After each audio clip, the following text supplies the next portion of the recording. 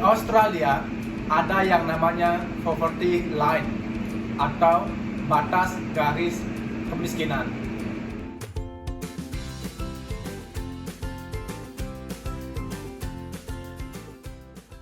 Saat aku membaca berita, dijabarkan satu individu selama 1 minggu harus menghasilkan di atas 457 dolar atau sekitar 4.600.000 rupiah per minggu untuk melampaui batas garis kemiskinan. Di bawah daripada itu disebut dengan miskin di Australia, atau jika dihitung per bulan 18.400.000 rupiah uang yang harus kita hasilkan untuk menutupi segala kebutuhan pokok, sewa apartemen atau rumah, biaya makan, internet, pulsa, dan lain-lain sebagainya. Mungkin pemerintah sudah memperhitungkan berapa yang harus kita habiskan, jadi ditetapkan batas garis kemiskinan 457 dolar per minggu yang dihasilkan atau harus dihasilkan oleh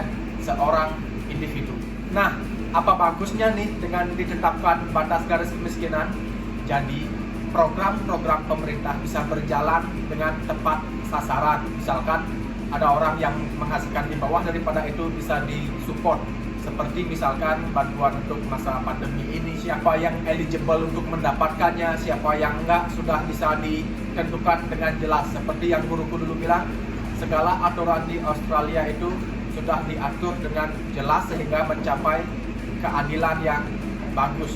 Dan satu lagi uniknya di Australia, entah kita yang memang tidak ingin bekerja sebanyak itu, atau memang tidak mendapatkan pekerjaan, atau memang nggak pengen kerja sama sekali, pemerintah wajib memberi tunjangan atau support tersebut, atau yang terkenal dibilang pengangguran digaji. Dan anyway, kenapa aku pengen share tentang poverty line ini cocok untuk diadaptasi di populus atau di masyarakat yang lingkungannya sedikit padat, seperti misalkan di tempatku di Bali. Aku terus terang dulu kurang tahu siapa yang disebut dengan miskin, siapa yang disebut dengan kaya, dan siapa yang berhak mendapatkan program misalkan bedah rumah, siapa yang berhak mendapatkan bantuan selama pandemi, dan lainnya. Jika ditetapkan batas garis kemiskinan seperti di Australia ini, misalkan berapa nih, di bawah 2 juta, ketika orang menghasilkan di bawah daripada itu sudah disebut dengan miskin dan wajib dibantu. Kedepannya kita bisa menghilangkan budaya-budaya di masyarakat yang padat, yaitu iri dan gosip. Ketika pemerintah memberikan pemahaman bahwa segini loh batas orang untuk menjadi miskin, jadi ketika ada program, kepala daerah setempat yang memberikan, kepala lingkungan tersebut biasanya kan memberikannya ke siapa, jadi sudah ada standar pasti siapa yang harus diberi. Orang yang berpenghasilan di bawah 2 juta, bukan kerabat dekat.